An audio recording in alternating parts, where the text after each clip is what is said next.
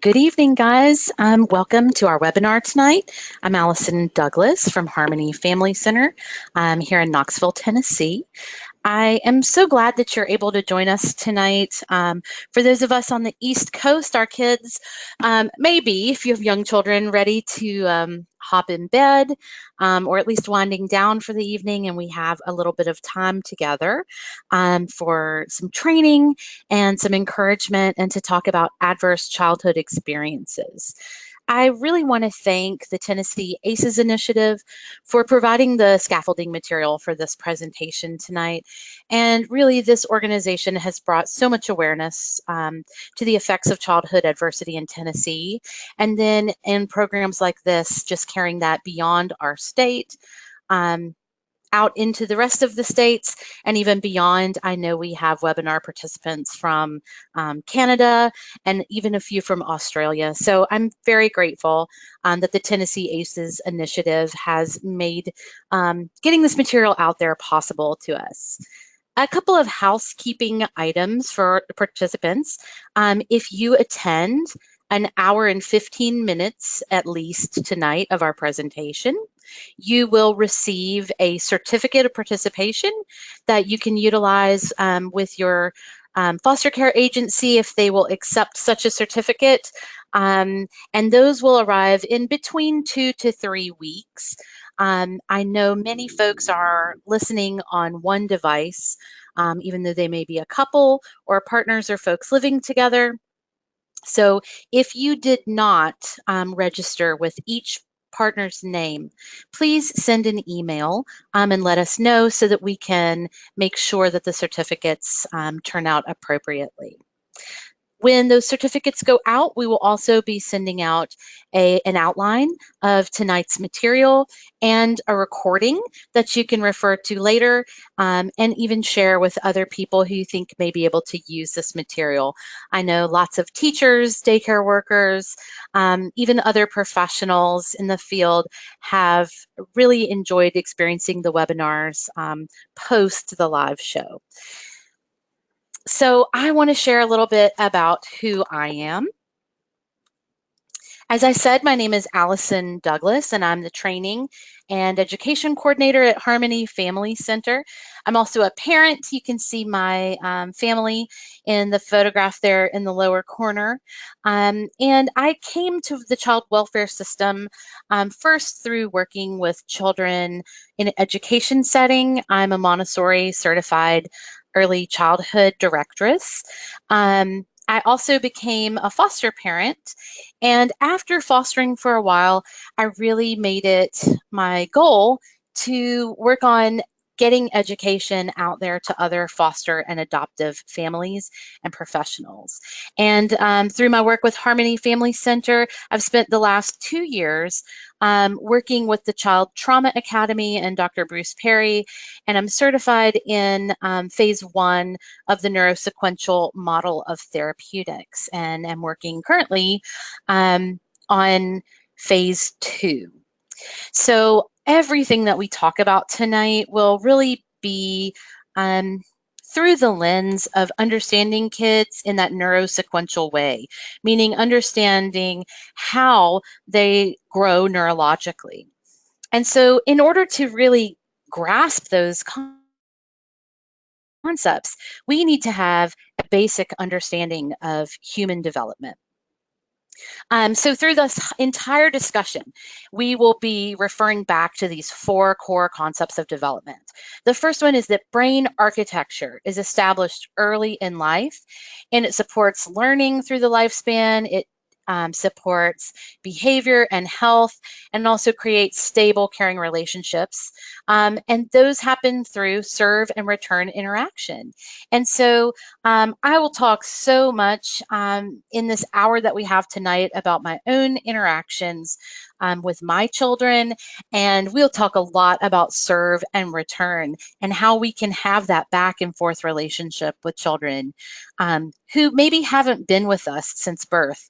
Serve and return is typically done in infancy, but as a foster adoptive parent, you know we really have to go back and do that wherever our children are. So whether they're teens or tweens or 10-year-olds or 8-year-olds, we will be doing the same thing we do with an infant with our children. And we'll definitely spend some time looking at that. Our second basic understanding is that toxic stress in the early years can derail healthy human development. And we will talk a good deal about what toxic stress looks like and specifically how toxic stress is related to adverse childhood experiences. We'll also talk about how this stress impacts the growing brain and body. And this will really take up the bulk of our time tonight, is looking at how the experiences that the children we parent or teach how those experiences impact how our kids have grown and how their bodies work. And there's a really cool thing about learning about trauma and how development begins so early for us is that we can also look at ourselves as parents through this lens. And so we may even notice some things in our own backgrounds that have changed us in our brain and body. And knowing these ways that we can build relationships and gain resilience can help us as parents too. And that leads directly to number 4. Resilience can be built. It's built through these relationships, through improving self-regulation and improving executive functioning.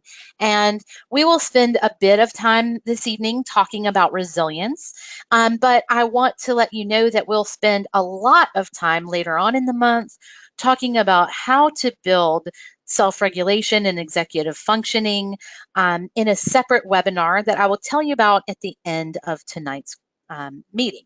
So I think that although we'll touch on resilience, we could unpack the idea of how to build resilience in our children for many, many hours. And I hope that we can do that at another time.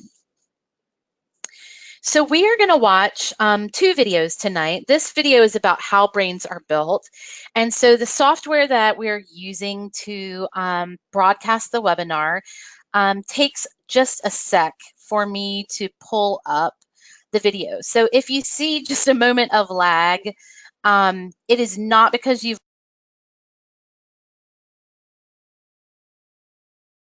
So I love this video. I think it really shows us in some very clear ways how kids' brains are built, and also how those executive functions work and how self-regulation works. I love the idea of air traffic control. And I think this is something as adults we can understand pretty readily. I think about at the office when I'm doing 150 things at once and I'm doing them really well.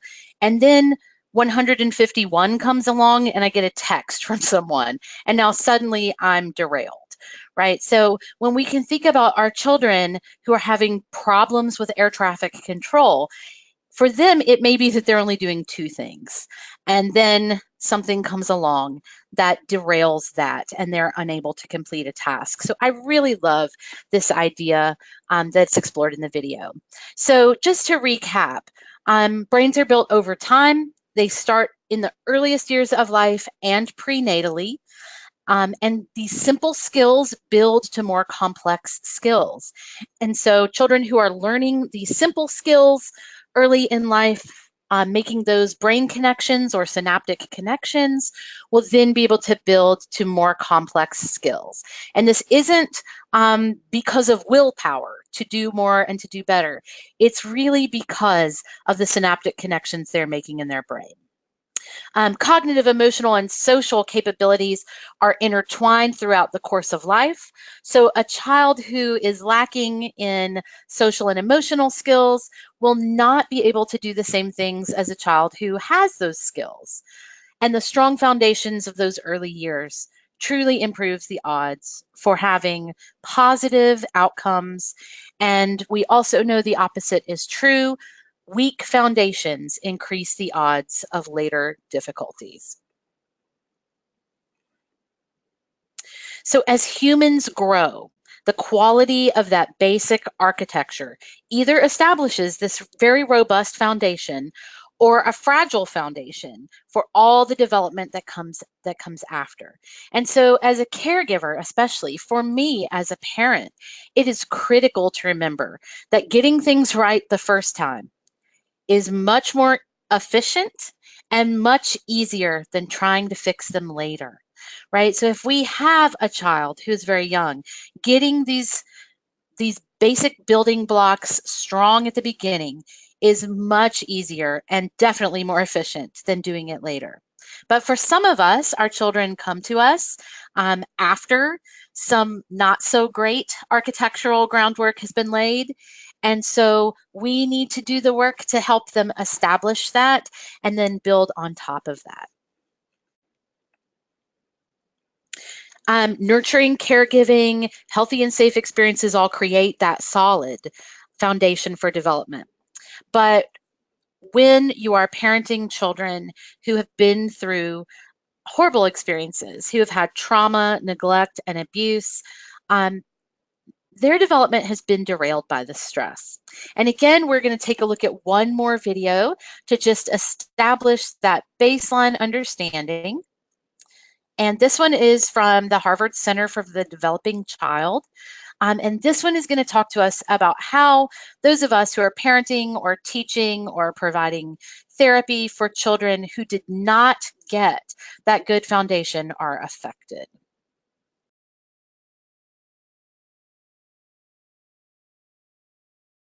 So again, I love this video. I think it's very demonstrative of how stress affects children's bodies and also their brains. In fact, I haven't actually watched that video in a couple of weeks, and hearing the crying, and there was yelling in the background and an ambulance, I actually felt myself getting stressed out. So I could feel my heart rate rising just a little bit because I'm in a safe, good place right now. But I could feel that happening. And it really, again, just made me think about children who are in these situations where they are not in a safe, good place. And there is no end to the crying and shouting and sirens in sight. And so being able to really understand how stress impacts our kids is going to be a big part of our discussion tonight. And so I love that this introduces it. So just again, to recap, all stress isn't bad. In fact, kids and adults need stress in their lives to make changes. Stress is actually enjoyable as long as it is positive stress. And so we see in our graphic, the green pyramid there, that's positive stress. So positive stress is when you meet someone new. It's when you don't know what's going to happen, but you know it's going to be fun. So something like going to Disney World for some children would be a positive stressor. Doing something that's hard for you, but you know you can succeed at. So going for a long hike might be a positive stressor for many children and their families. So you know there's an end in sight. You know that what happens is going to be good. Positive stress really is what helps us to grow and learn and change. And so we all need positive stressors in our life. The thing about positive stress is that it's brief and low stakes. And that's what I want you to remember about positive stress, that it's really short and the outcome is not a big deal. So if I meet someone new and they're not my cup of tea, that's okay. I can move on, right? There's lots of other people to meet at that dinner party. So positive stress is necessary and it's good. It helps us grow. Then we move on to something like tolerable stress. And we see that that's the brown pyramid there. Tolerable stress is more challenging, but it's unavoidable. So we will all have tolerable stressors in our lives. We might move. We might have a loved one who dies, or have a relationship that dissolves, or a friendship that dissolves. But in systems of tolerable stress, in times of tolerable stress, we have support people that we can call on, and that allows us to get through them, right? Tolerable stress is where something goes wrong and we go to our friend or we go to our supervisor at work and we sit in their office and say, I'm going to have a nervous breakdown today. It's tolerable stress because our relationships around us allow us to tolerate the situation because we have the tools in our toolbox, or our children have the tools in their toolbox to cope with that stress. That's what makes it tolerable. Toxic stress is typically what we think of as trauma or complex trauma. And this is so different for children. In toxic stress situations, children are relentlessly exposed to things like abuse, neglect, chaos, dysfunction, and they cannot escape that situation. There's no adults there who buffer these experiences for them. And in fact, most of the time, it is the adults who should be buffering and caring for the children in the first place who actually are causing these challenges in the child's life. The child's brain and body are flooded with stress hormones that increase this child's vulnerability to lifelong physical and mental health issues. And so the children that we parent as foster and adoptive parents, many of the children that you work with in your practice or in your classroom, they have been dealing with toxic stress for a very, very long time. And so we're going to talk later in our webinar about how things that should be positive for children who are very healthy and who have been nurtured actually push kids who have lived in toxic stress over the edge. And so just understanding the difference here between positive, tolerable, and toxic stress is going to be very helpful as we actually look at the ACEs study. So this really leads us to the place where we think about, well, what are ACEs and what is the ACEs study? ACEs stands for Adverse Childhood Experiences, ACE. And adverse childhood experiences simply mean things that happen to us in our childhood that cause us to enter toxic stress. So bad things that happen to you when you're a child are ACEs. And this study happened when Dr. Vincent Felitti, who was in the mid-90s working at a bariatric clinic in California, noticed that a really high percentage of clients who came into his clinic who were presenting with obesity reported that they had had childhood sexual abuse. And so Dr. Felitti does what scientists do, which is try to figure out what that means. And so he said, I see that there's a relationship in some way, or is there a relationship? A high percentage of my clients and patients have reported sexual trauma, and a high percentage of my patients and clients have obesity. And so he designed a study. And in the mid-90s, Kaiser Permanente and the Centers for Disease Control partnered to take a look at how early experiences affect health throughout the lifespan. The way that they did that was by developing a questionnaire that they gave to 17,000 Kaiser Permanente members. And those questionnaires asked about 10 types of trauma. 5 of them are personal traumas, and the other 5 are household dysfunctions. And so we see in this graphic the exact questions. So the questions were, before the age of 18, were you physically abused? Were you emotionally abused? Were you sexually abused? So those fall under the abuse category.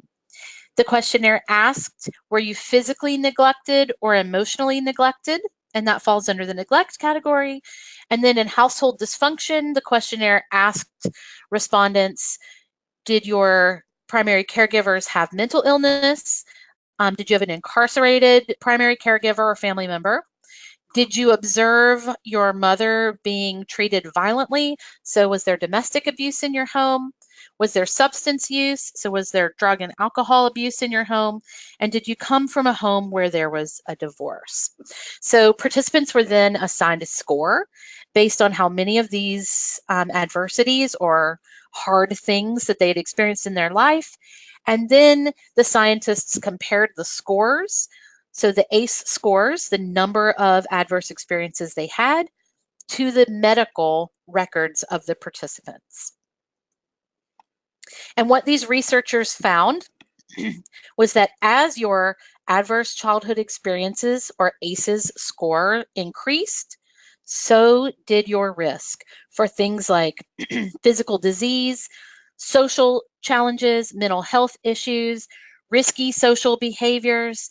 And what this was called is a dose-response relationship.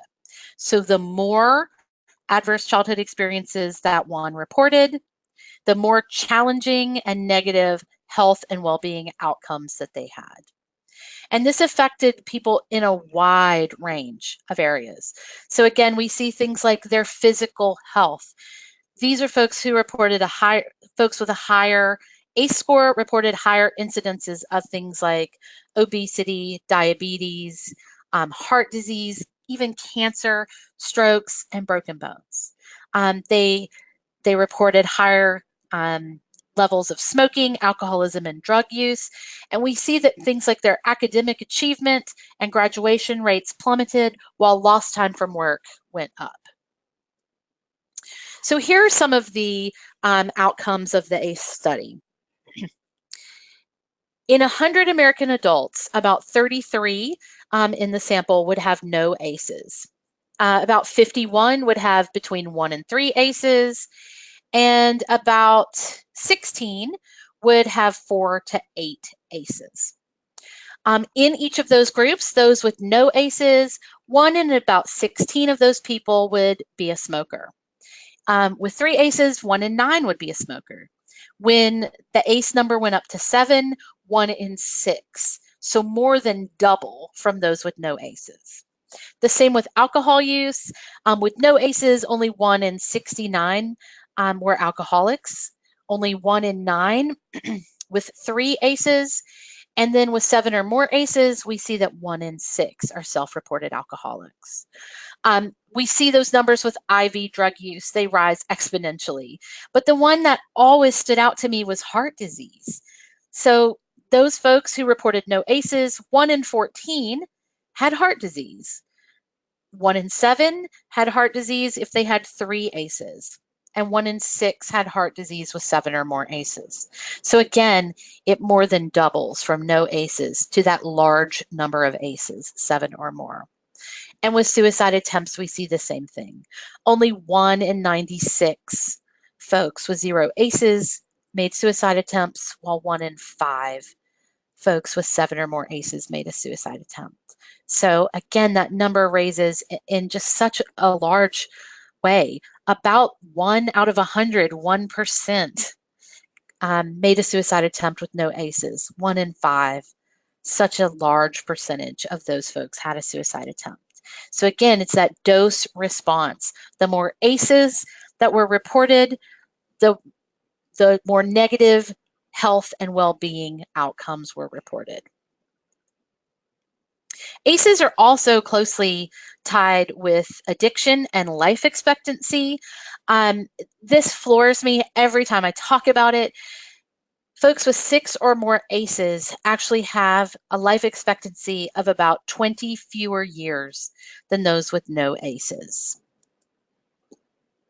We see with alcoholism, the number of ACEs rises incredibly, and the same with drugs. Those with 5 or more ACEs, a huge percentage of those self-report using illicit drugs. And so again, that dose response, the more adversity a child has in their early years, in those formative times, the more health and well-being risk they are in.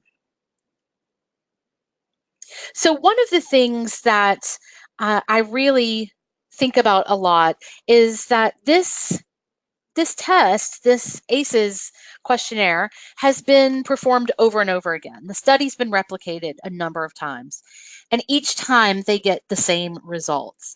And a lot of researchers actually feel that factors leading to toxic stress, there are far more of those than the ACEs questionnaire indicated.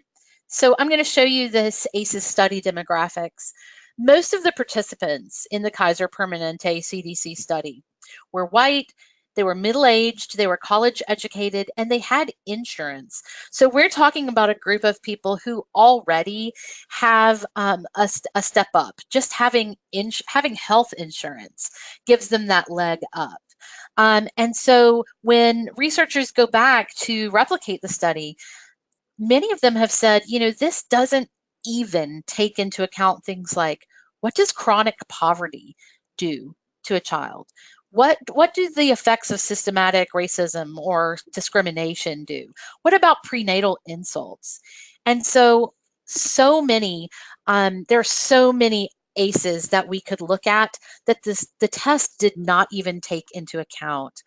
And so we know that if this group of folks who had insurance, who were college educated, who were in middle age, if those guys had such a high percentage of ACEs, what might it look like if we had a more open population, a more diverse population of people looking at this? I want to go back to this image. Dr. Stephen Shafstein, who is the former president of the American Psychiatric Association, said, "Trauma is to mental health as smoking is to cancer." And I really feel like this is a great takeaway when we think about the ACEs study. Certainly, not everyone who has been through trauma has mental health challenges, and certainly not everyone with mental health challenges have trauma. However, just as smoking is tied so closely to cancer, we know that trauma is tied that closely to having adult mental health diagnoses. And so when we think about this study and the data that it's given us, we know that trauma and traumatic stress damages the health and well-being of children. But how does it do that? And so we're going to spend some time looking beyond just what the ACEs study says. It says there's a dose-response relationship to trauma and health and well-being. But we're now going to just spend a little time thinking about, well, why? Why is that? And so we're going to look at the physical impact of these early childhood adversities. Dr. Bruce Perry says that the majority of brain organization takes place in the first 4 years of life. This is why trauma and neglect have such a disproportionate influence on brain organization and later life functioning. When they occur in these early years, what they do is basically change how the brain is scaffolded, right? How, as we talked about, the architecture. And so when neglect, abuse, substance abuse in the home, domestic violence, when any of those ACEs happen early, it really changes how the child's brain and body function. And so we're going to spend the next few minutes talking about that. I really want us to make sure that we understand how the brain develops.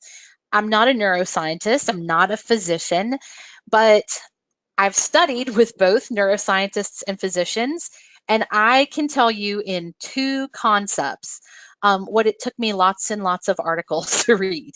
The first one is brain development is use dependent. And what that means is that the brain only makes connections when it is offered chances to use those connections. So brain development is use dependent.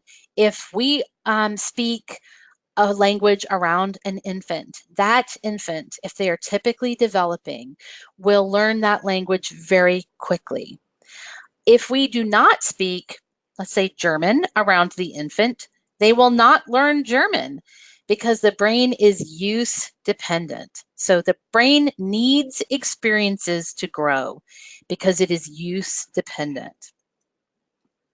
The second concept is that the brain develops from the bottom up. And so again, the lower parts of the brain develop first, like we said, a foundation. And if the low brain is weak, if it's disorganized, then the rest of the brain will be weak and disorganized. And so we're going to spend a little bit of time looking at how ACEs change the way a child's brain should develop. So what this means for kids who have a huge amount of toxic stress in their life, it means that their brain foundation isn't particularly strong, right? Just like it takes a solid foundation to build a solid house, it takes a solid foundation to grow a solid brain. And so for high ACEs kids, that foundation is often not there. Now let's explore what that looks like. So in this graphic, this is Dr. Perry's way to visualize the brain. We can see how the brain is organized and what each section does. So starting at the bottom, which is the first area to organize, and it is pink in this graphic, this is the brainstem or the cerebellum. And what happens in this area of the brain is that it runs the autonomic nervous system. It takes care of our body temperature, our heart rate, our blood pressure. So it does all of the stuff that we typically don't think about. I don't sit around when I'm reading my kids a book and think about how quickly or how slowly my heart is beating. My body takes care of that because my lower brain, my brainstem, is doing a good job of regulating that. And so that's the first area of the brain to organize, is that brainstem or cerebellum. So then we move up to the yellow portion. This we call the diencephalon. And this is the second area of the brain to develop. And this area of the brain, this is about our affect. So this takes care of sleep, with appetite, our arousal level. So we think of those kids that are all wound up, or kids that are just slow. They move really slowly. They process really slowly. They're just under aroused. This is the area of the brain that regulates arousal. And so this develops second. The third section of the brain that we'll think about is the limbic portion of the brain, and that's green in our graphic. This is where relational activities are working. So this is the part of the brain that deals with things like emotional reactivity, sexual behavior, attachment and relationships, reward. If we're rewarded by having a conversation with a colleague, a parent, or a spouse, this is the area of the brain that really takes care of those functions. And then the last part of the brain to develop is the cortex. And this is the part of the brain that really we're asking children to use all the time, even though it's the last to develop and is the most underdeveloped in kids. This is the area of the brain where they are doing concrete thought and abstract thought. They are taking information that they learned one day, applying it to a new situation with all new people and processes and saying, oh, that makes sense. They're taking things that they're learning from a variety of sources and consolidating that to then make behavioral choices. This is really intense brain work for kids. And so the cortex is the very last area to develop in children. So because the brain develops from the bottom up, if children are not offered a lot of experiences, if they are living in constant chronic stress, if they have been exposed to things like drugs or alcohol prenatally, if mom was being abused while she was pregnant and her body is flooding with cortisol, with all kinds of stress hormones, this part of the brain may not be very well developed. The lowest parts of the brain may not be very well developed. And so every piece of the brain that's on top of that, every area of the brain on top of that, is simply not as strong as it should be. And so this is not just a theoretical idea, although it's a lovely theory that we can understand and look at and go, I get that.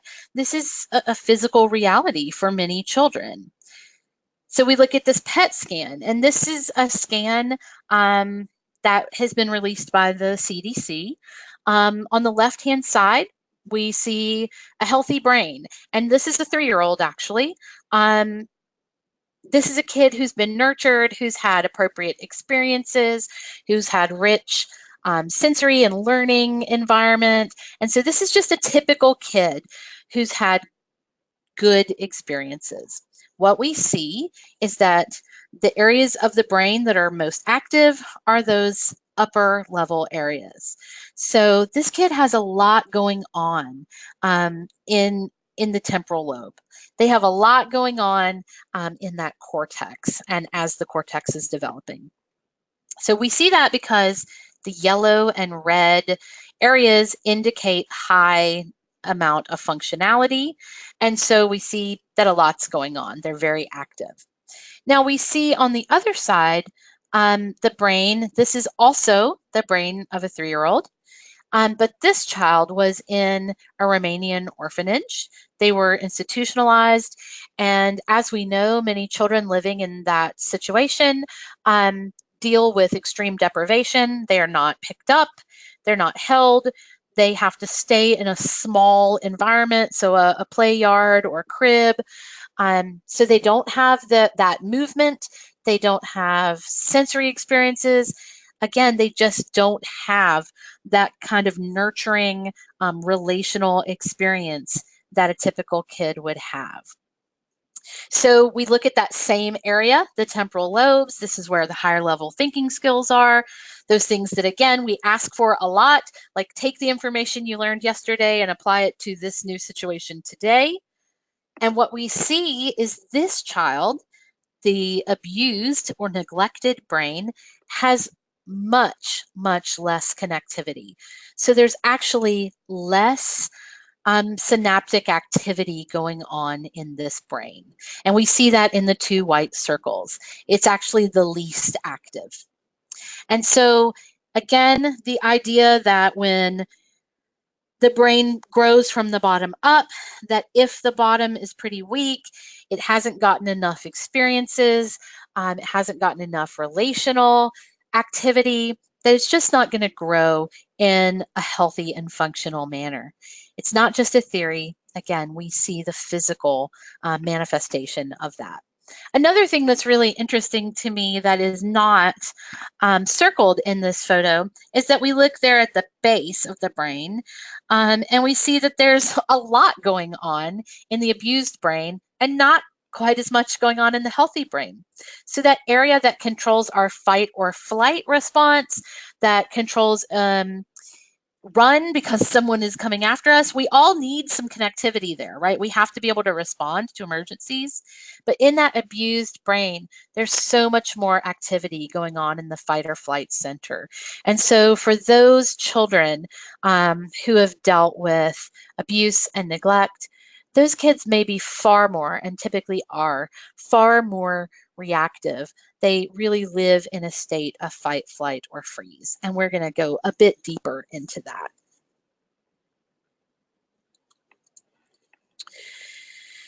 So to build that solid house, the foundation is strong. For kids with a lot of trauma in their lives, that's simply not true.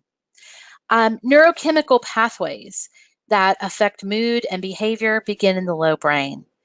And so we're going to unpack that a little bit and see, well, what does that mean for children who have a lot of adversity?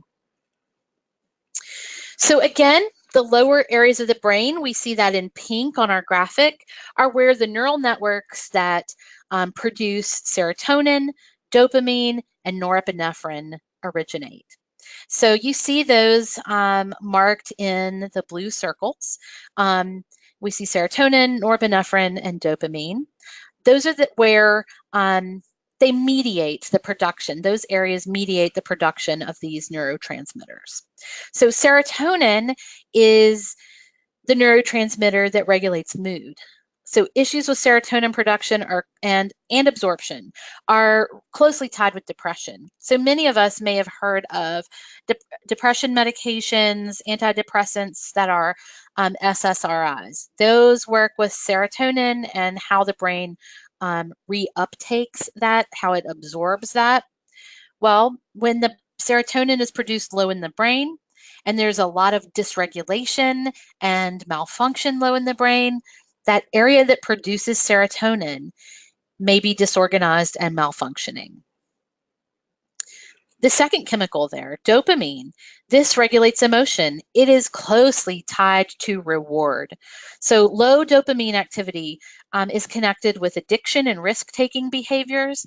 And so folks who have low dopamine activity may do really risky and dangerous behaviors to derive the same kind of pleasure that folks with a more typical dopamine production would derive from something like having coffee with a friend or calling their mom, right? So we may get that reward. You and I may get that reward from doing something safe, from something relational.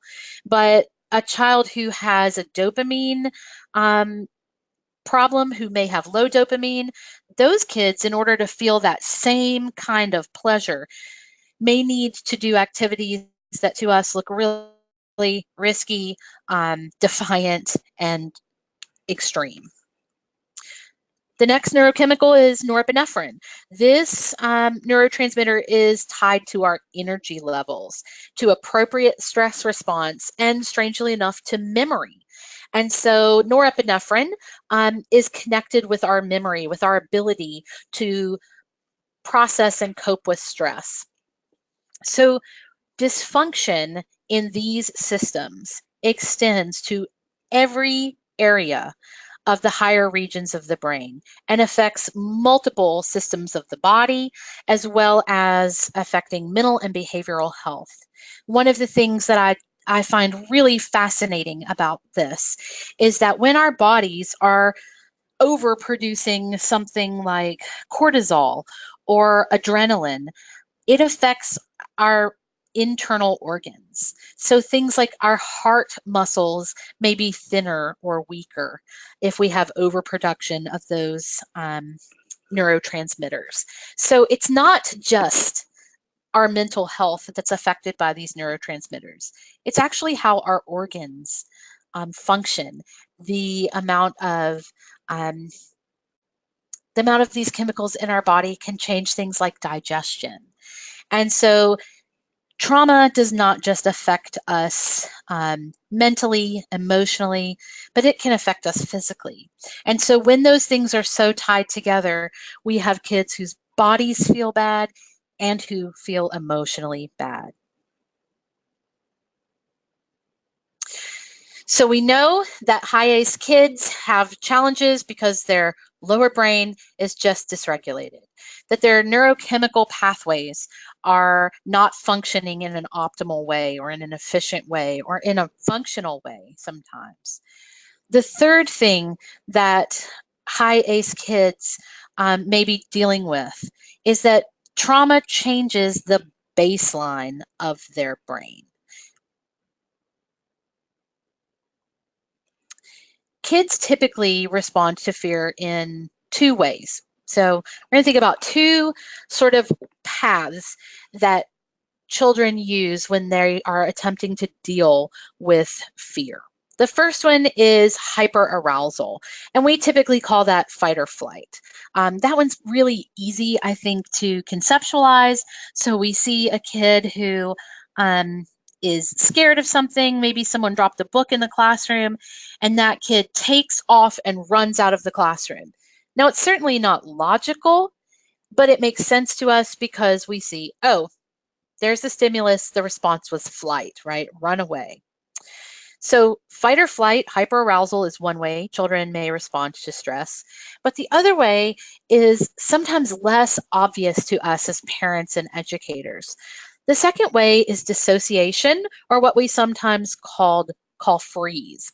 And freeze may look like that child that's just deer in the headlights, and sometimes that's easier to deal with. For me, if I can observe on the face that the kid is like gone, I can deal with that. It's the child that you look at them and you've said 3 times, put on your shoes, and they're staring at you, and it's like they hear you, but there's no response. We often think of those kids as defiant. But what may be happening with those children is they may be in dissociation or freeze. So kids respond to fear, fight or flight, or freeze, hyperarousal or dissociation. And then what happens is their brains become tripwired for this fear response when they've been raised in a chronically stressful environment. So if a kid's body and brain is repeating these stress responses over and over and over. It might be multiple times a day. It might be multiple times an hour, depending on this child's situation. What happens is the brain becomes super, super sensitive, and it takes less and less to activate a full-on stress response. And so that's why I call it tripwiring. Our kids are actually wired for fear when they've lived in fear so long. And this really goes against some common wisdom. A lot of times we hear people say things like, oh, they were so young when that happened, they won't remember it. Or they lived in that environment for so long, they're used to it. They don't mind it. So while that may be what we observe, that may be how we interpret these observations, the truth is the more adversity that these kids go through, the more and more sensitive their brains become. And so any tiny little thing, again, thinking about those positive stressors, sets their body and brain into a response that would be for a much larger stressor. So again, the result of this sensitization is that minor things trigger full-blown hyperarousal or full-blown dissociation. Beyond that, this same kind of behavior happens not just when there's a stressor, but when an experience is simply new.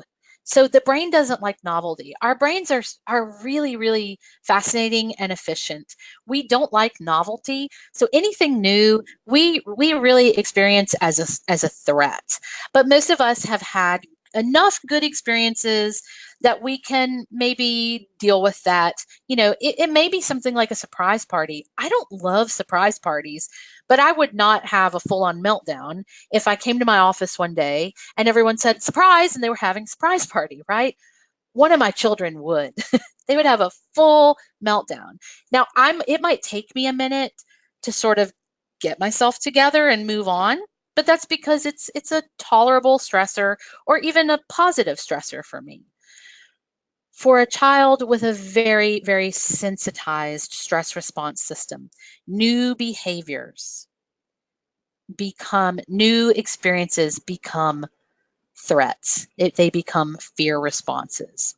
And so that kind of behavior, that fear response, literally happens before a signal even gets to the cortex. So the things that we think of often as teachers, as parents, gosh, as a new foster parent, I feel like I did this all the time. I wanted to give my foster children new experiences, wonderful experiences. So I did things like take them to Disney, take them on a vacation, go to a theme park, or go to a bounce house where there's a million children there. What was happening was I would notice not only did the kids not have fun, they had a lot of meltdowns, they became surly, they became defiant. That's because the state of arousal that my children had been in since infancy had wired their brain in such a way that novel experiences were scary. My kids were actually wired for fear and not for fun.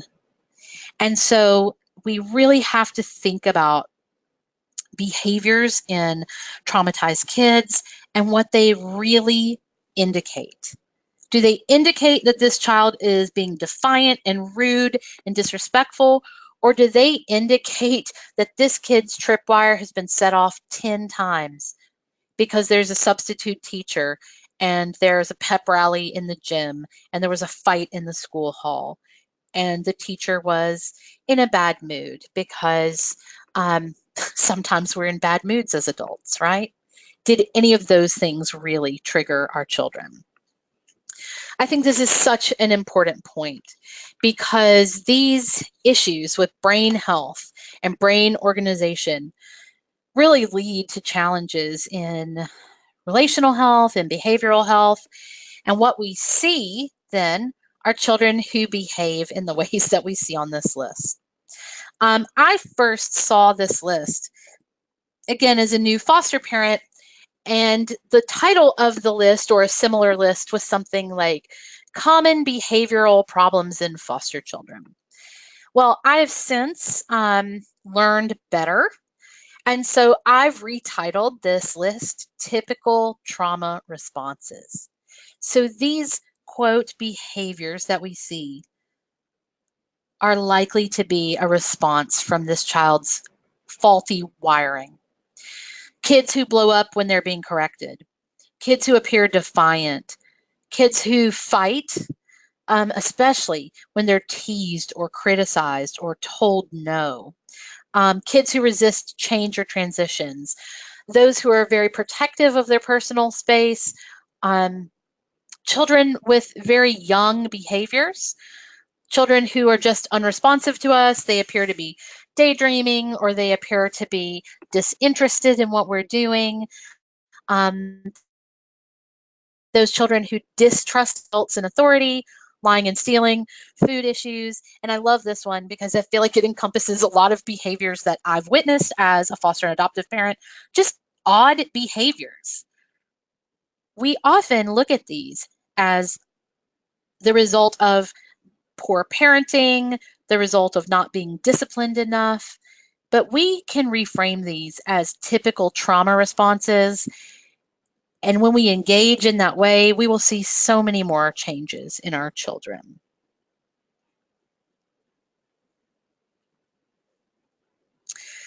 So for those who are teachers or caregivers, this may be what we observe. We see this child, Brandon, he's 9 years old. In the classroom, he blows up when he's asked to get in line. He lays his head on his desk during instruction time. He never turns in homework. He doesn't bring in his assigned projects. When he's frustrated, he starts talking like a baby. He has completely, at age 9, given up on what we think of as menial tasks like tying his shoes or trying to write legibly. When this kid changes classrooms, it is a nightmare. He's all over the place. He's in the hall. He's looking in lockers. He's back and forth. And then when he gets to the classroom door, he just refuses to go in. This kid at home, you ask him to pick his backpack up or put on his shoes to go to the park, and he goes in total meltdown mode. He overeats, he sneaks foods when you're sleeping. If he doesn't get dinner at the exact moment he asks for it, he starts doing these odd behaviors like banging on the wall and making a strange sound. This kid doesn't seem to trust adults and doesn't seem to think that they have anything taken care of. So as a 9-year-old, he goes behind them and tries to fix situations with peers or siblings in really inappropriate or even dangerous ways instead of coming to trusted adults. You may live with this child. I have lived with a Brandon. I live with children who have these behaviors. But here is the truth. It is not just a list of poor behavior responses that we see. What we know about Brandon is that if we go through his timeline, he was neglected as an infant. He was left alone in his crib for days while his mother was out seeking drugs. He was emotionally neglected. No one played with this kid. He had to sit in cars while mom went to the bar or while dad had his friends over to play Xbox. He's left sitting on a blanket with no interaction. His birth mother had mental illness. She wasn't taking her medication, and her depression sometimes left her unable to leave the bed for days, leading to some of that physical and emotional neglect. Father became incarcerated after a time. This child has observed multiple boyfriends beating up his mom. Because she's not taking care of her mental health, she turns to drugs and alcohol, which again leave her unable to meet her child's needs. And mom has gone through multiple husbands and partners. What we see now is not a kid who's all over the place. not a kid who can't follow the rules, not a kid who's defiant. What we see is a kid with 7 aces. So Brandon's brain and body are wired in a way that just makes life incredibly challenging for him. That makes a situation like the expectations of school feel impossible for him. He lays his head on his desk because he's dissociating.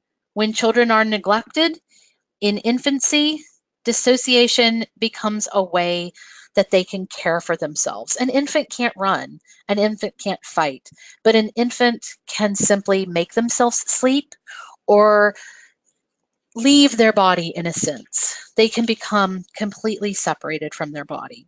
So when this kid sees the math homework or the math packet and it looks like a lot of work, he dissociates. Discomfort causes him to want to freeze or flee. You know, this kid uses that baby voice because his brain is simply not developed typically. He really has some areas of the lower brain that are pretty disorganized. His relational templates are disorganized. He's just not on task with his peers. He's not trying to get attention. You know, when he's asked to do something like get his shoes on or pick up the backpack, his executive functioning is weak. And so instead of being able to sort of use that air traffic control ability and get through the things he needs to do, he feels overwhelmed and just shuts down and has a full-on meltdown, right? When this child is hungry and starts banging on the wall and screaming, his lagging brain development has led to sensory issues that just don't allow his body to recognize the sensation of hunger until it is overwhelming. And when hunger is overwhelming, his little body is flooded with fight or flight hormones because there were times when he was not fed. He is fighting to get his needs met. These kids are not bad kids. These kids are living in a brain and body wired for fear. And life is simply more challenging for kids like Brandon, or kids like mine, or kids like yours, or kids like the ones who are sitting in your classroom. It doesn't mean that they cannot grow and heal. It just means that life is more challenging, and our privilege, really, as caregivers, is to assist them in gaining these skills and working towards healing. So where do we go from this place? It's really, really important for us to remember that adverse experiences aren't destiny. I know there are, out of the close to 200 people listening tonight, tons of you guys who are saying, I have lots and lots of aces. You know, they're not destiny. Some kids are more susceptible to toxic stress than others. Some of us just have a genetic predisposition to resilience that is higher than other people. Aces simply aren't destiny. Aces aren't destiny because it is through relationships with adults that we can provide for these children buffering and caring experiences. Remember that tolerable stress is only tolerable because we have the skills and the relationships to cope. And so aces aren't destiny because adults can step in and stand in the gap for children. There is the ability and capacity to repair across the lifespan. We can continue to grow and learn through our entire lifespan. I'm really, really glad of that because at midlife, where I am now, I continue to learn and grow, and I hope I continue to do that until the end of my life. We can continue to grow. There's always the ability to grow. Yet, remember that house and the scaffolding of the house. It is more challenging to fix it than to build it. So while there is the capacity to repair It is more challenging when there's been a lot of dysregulation in the brain in the early years. It can still happen. We can still grow. Our children can continue to learn and grow. And interventions can absolutely make a difference. I've given this workshop several times, and in one of the last times that I presented this material, someone asked what interventions are the best, and they listed a bunch. They said play therapy, EMDR, trauma-focused cognitive behavioral therapy, sensory work, massage. They asked, which one of these can make a difference? The answer is all of them. There are so many interventions that can make a difference. What we want to do is look at where the child is developmentally and what areas they need to strengthen. The right interventions can make a world of difference for children with complex trauma. The wrong interventions can make not a lot of difference or a small amount of difference. And so what we want to do as caregivers and as clinicians, if you are a clinician, is to look at our interventions and make sure that they're working and are helpful for children. So ACEs aren't destiny, right? There's so much that we can do as adults who are bigger, stronger, kinder, and wise, as Circle of Security would say. What can we do as caregivers? The most important thing that we can do, the most important thing I can do when I'm working with my own children, is provide external regulation until this child can internally regulate. This is a long way to say co-regulation, but that's what it means. Co-regulation simply means if I, as the caregiver, am regulated, I can assist my child in becoming more regulated. Dan Siegel and Tina Bryson in The Whole Brain Child say, your state of mind can influence your child's state of mind. Completely true. And I know it's true, not because two brilliant doctors said it is true. I know it is true because I live this with my own children who come from challenging backgrounds. Even this weekend, just a handful of days ago, I was in a bad place in myself, right? My state of mind wasn't great. I had a lot of things going on. There were a lot of external factors, and I was trying to get some stuff together in my head. My state of mind certainly influenced my children's state of mind. And so this doesn't mean that we have to be superheroes and superhuman. What it means is that as caregivers, we have to be mindful, right? So if I can pull back when I'm in this bad place and saying to my children, whatever it is that you hear coming out of your mouth and is not bigger, stronger, wiser, and kind, while they're having a meltdown, if you can be mindful to go, that's not helping him regulate, that's not helping her regulate, and make a tiny shift towards being more regulated yourself, you have taken the first steps. As caregivers, our role as co-regulators is to first help the child regulate themselves. It is not to discipline in that moment. It is not to reason with them in the moment. And honestly, I get to say this because I've done it wrong so many times. And again, I did it wrong just a few days ago. I really feel very blessed to have worked with a wonderful therapist with one of my kids who, when I was describing to this therapist many years ago, my kid having a full-on meltdown in the grocery store because I wouldn't buy Fruity Pebbles, and how I sat with the kid and explained to him that red dye 40 is really bad for you and that I know it makes him sick and it makes his stomach hurt. And he continued to kick and scream and draw lots of attention. And then I got really upset and I tried to explain some more. And then I was like, why are you acting like this, right? We've all been in this place where we're doing this. Luckily, I had someone to reflect this back to me and say, did that help? Number one, no, it did not. Number two, would you jump in the ocean if you saw your child drowning, lift him up out of the water and say to him, I told you to take swimming lessons. Why didn't you learn to swim? Why did you go out here? I told you it wasn't a good idea. Would you reason with your child while they were drowning? The answer is absolutely not. I would pick up that child, get them safely to the shore, and make sure they were okay. Then maybe later, maybe even days later, I could say to that child, learning to swim would be really helpful. We need to learn to swim. Let's do that together. When our kids are in these rough places, we first need to regulate with them. We need to be regulated and help them to regulate.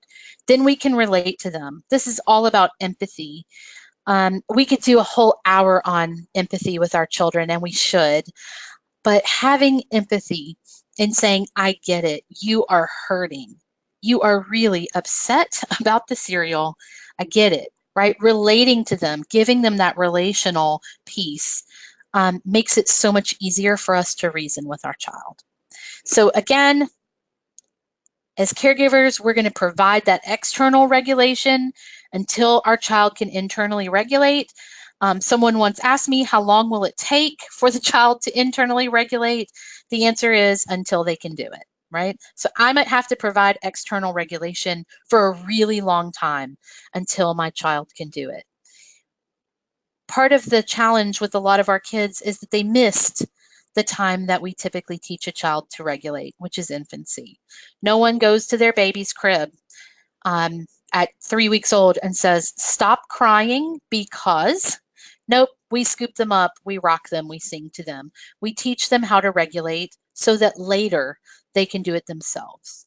We may be doing that with a 12-year-old in the aisle at Kroger with the cereal box, but it is the same thing. We're teaching internal regulation by doing it ourselves. The second thing we can do as caregivers is spend time providing parallel, patient, persistent relational support. Remember when we talked about brain development, we talked about brains only grow through experience. They are use dependent. When children have not had safe, nurturing, appropriate relationships, when they have not had those experiences, those kinds of relationships become really challenging for them.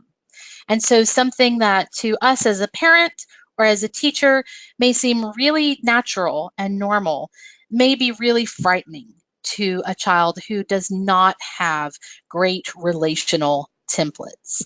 And so what we can do is be parallel with that child.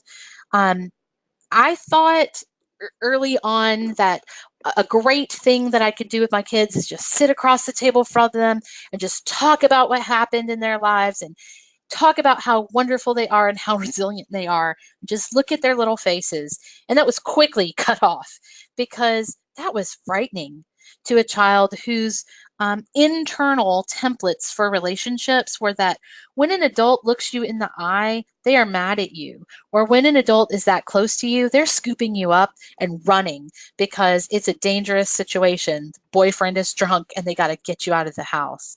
And so what I've learned is that we can provide that parallel relationship support. Just being close can be really helpful. The child doesn't have to respond at all. Just being close, being beside the child, working alongside that child is a form of relational support and is actually a very brilliant and helpful form of relational support. Doing it with. When one of my children who has a lot of challenges is having trouble with a task, I'll often say, I can do it with you. Sometimes that means I'm actually helping. Other times it simply means I'm sitting in the room.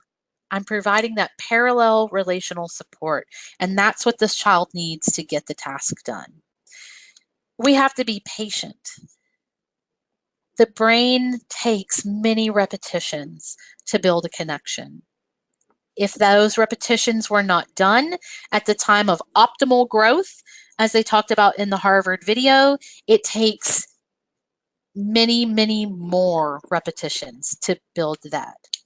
So for a lot of our kids, we'll be doing relational support and external regulation for quite a long time to help them build those skills. It's going to take us being patient. And it's going to take us being persistent. A lot of children who come from very traumatized backgrounds are pretty prickly. They're surly kids. They look grouchy. They're not smiling at us. It's easy to love these kiddos that come to us with smiles and have drawn nice pictures, who want to give hugs. It's harder to provide that relational support when a child has been prickly with us, right? We have to be persistent. This doesn't mean annoying, as my teenage child will tell you. Annoying is different than persistent. Persistent means even if the child is prickly and doesn't want to be close in the moment, we can say, I get it. I'm going to be close. I'm going to be over here. If my child doesn't want to talk, I have a place on a couch near to her video gaming area where I will sit and read a book. This is persistent, parallel relational support. I'm not directly interacting. However, I'm close.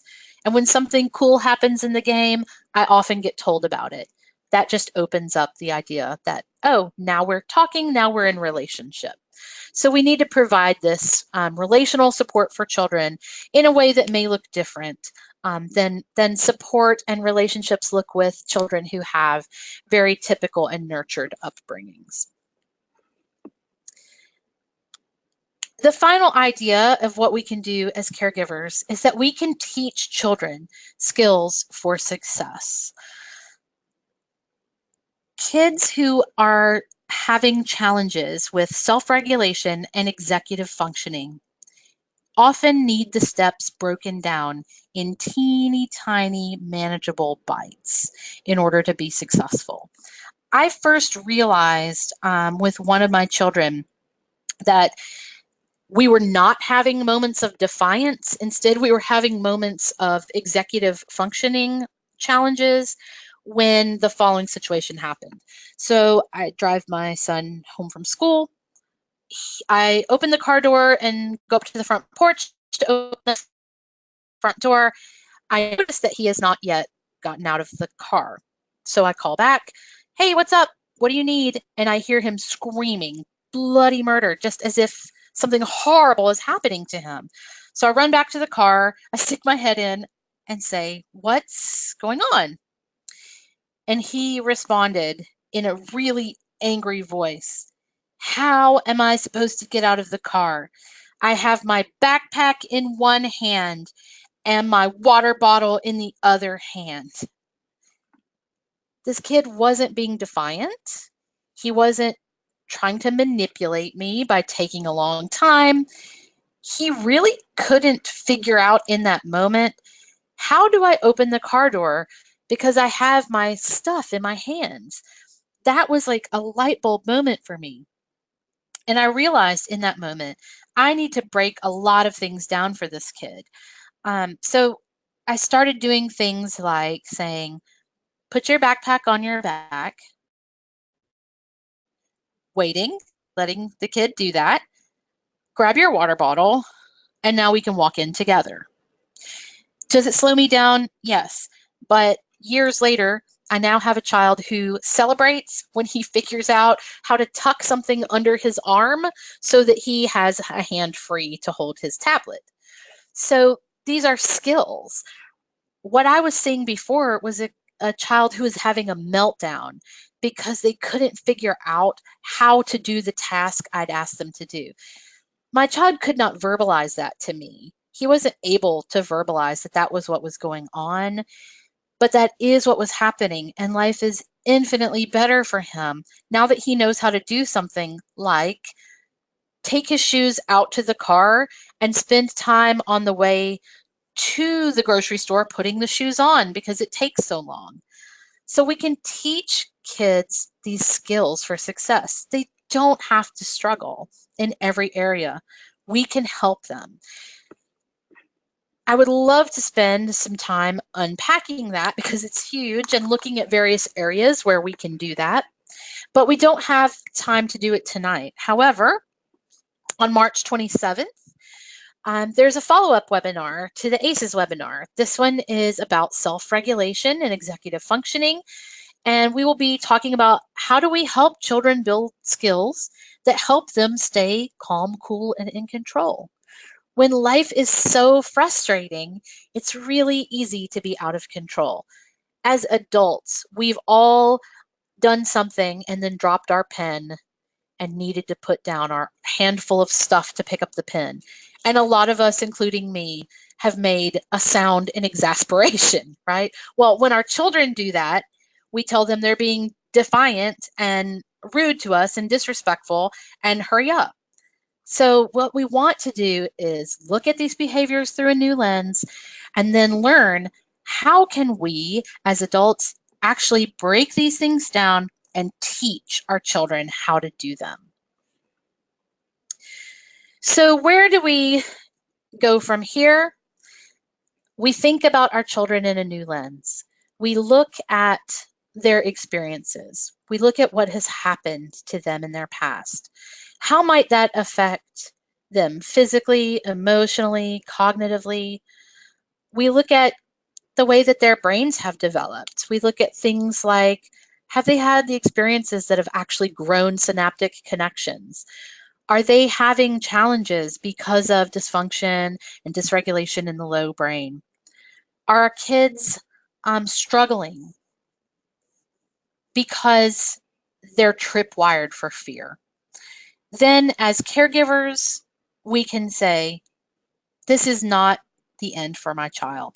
Because my child has many adverse childhood experiences, it doesn't mean that they're destined for a life of poor well-being. What it means is that I can stand in the gap for that child. I can help them by being regulated myself.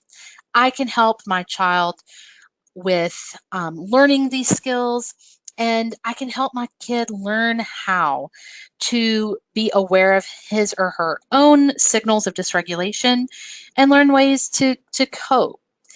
One of the most wonderful things about parenting children who have had really challenging starts is that every time we interact with our kids, we have the opportunity to observe them growing and healing.